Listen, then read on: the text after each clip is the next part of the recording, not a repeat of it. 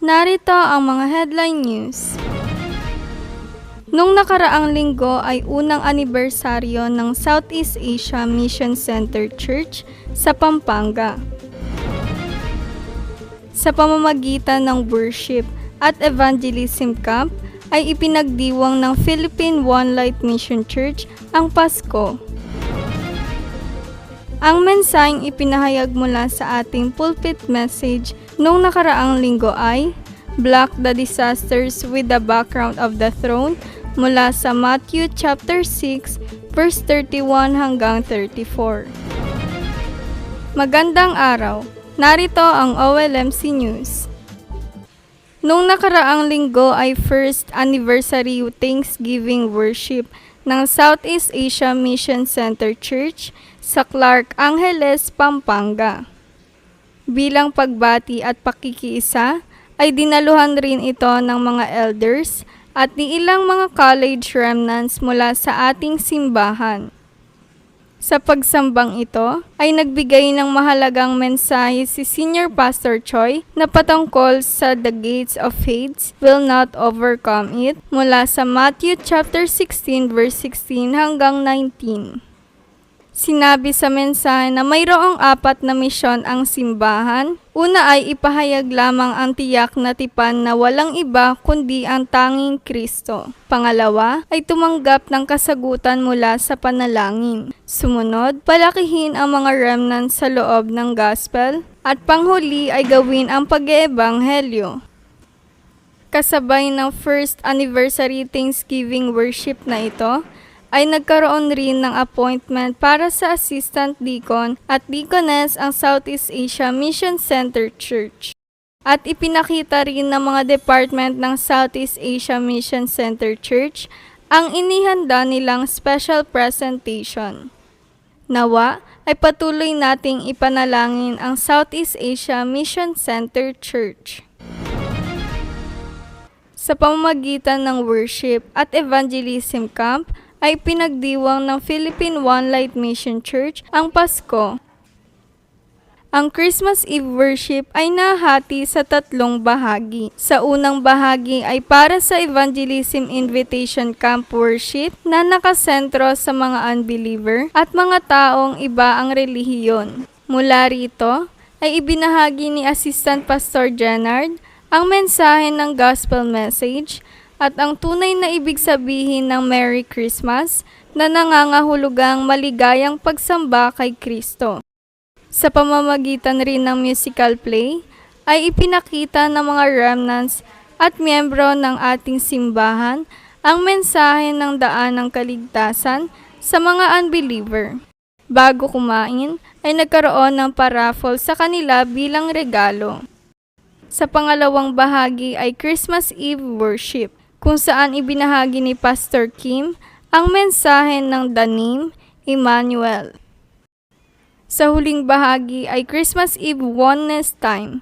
Sa pamamagitan nito ay muli ring ipinakita ang musical play na nakasentro naman para sa mga church members na manonood. Pagkatapos nito ay games, exchanging gifts, at pagbibigay ng papremyo sa mga nanalo sa laro. Sa araw ng Pasko, ipinahayag ni Senior Pastor Choi ang mensahe ng Witnesses of Christmas Who Prevent Disaster.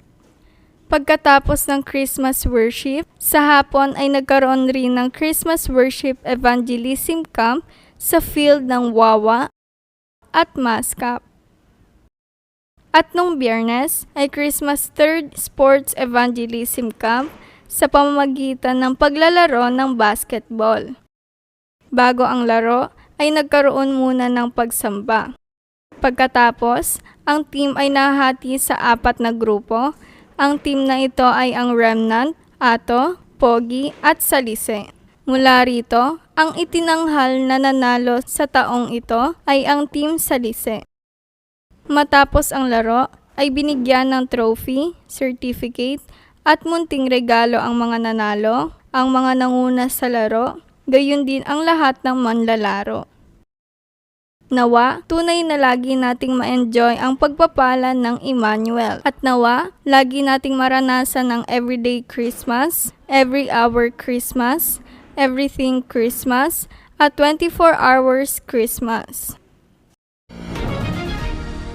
Ang mensaheng ipinahayag mula sa ating pulpit message nung nakaraang linggo ay Block the disasters with the background of the throne mula sa Matthew chapter 6 verse 31 hanggang 34. Unang ipinahayag sa mensahe na ang panahon na ito ay patuloy na hawak ng kultura ni Satanas, kung kaya't ang disaster ay patuloy na dumarating. Pangalawa, kung kaya't binigyan tayo ng Diyos ng kasagutan at tipan na kinakailangan lang natin panghawakan ang gospel upang mablock ang disaster. Sumunod, tulad ng mga 7 remnants, ay kinakailangan rin nating magawang i-block ang disaster sa panahong ito. Pang-apat, para mablock ang disaster, kinakailangan ng ating simbahan na manalangin para sa kaharian at trono ng Diyos. At huling ipinahayag sa mensahe na, sa pagdating ng taong 2026, ay nawa itayo natin ang bartisa ng kaharian ng Diyos sa ating mga sarili na ine-enjoy ang 7 bartisan, 7 journey, at 7 guideposts. Announcement. Makikita sa page 8 ng ating bulletin ang mahalagang schedule ng Philippine General Assembly of Presbyterian Church at ng ating simbahan para sa taong 2026. Ngayong araw ay appointment worship. Mamalasas ng hapon ay devotion worship ng Wawa at Batasan Ministry. Sa December 31, alas 6 ng gabi ay annual worship kung saan ibibigay ang Lecture 1 at Lecture 2, pagkatapos ay magkakaroon ng 777 prayer time at sa araw ng bagong taon ay New Year worship. Sa January 5 hanggang January 6 ay New Year opening class ng 237 PRTS. Sa January 11, ang Sunday worship speaker ay si Reverend E. Jong-il. Sa January 12 at January 13 ay Korean speaker class. Sa January 7 hanggang January 9 ay New Year seminar ng Philippine GAPC sa Batangas. Sa January 15 ay Rodriguez Addiction Prevention Evangelism School. At sa January 16 hanggang January 18 ay First Philippine Mission Taekwondo Championship na gaganapin sa ating simbahan. Nawa, sa linggong ito ay tunay na tayo ay maging one person na magbablock ng disaster. At dito nagtatapos ang OLMC News. Maraming salamat.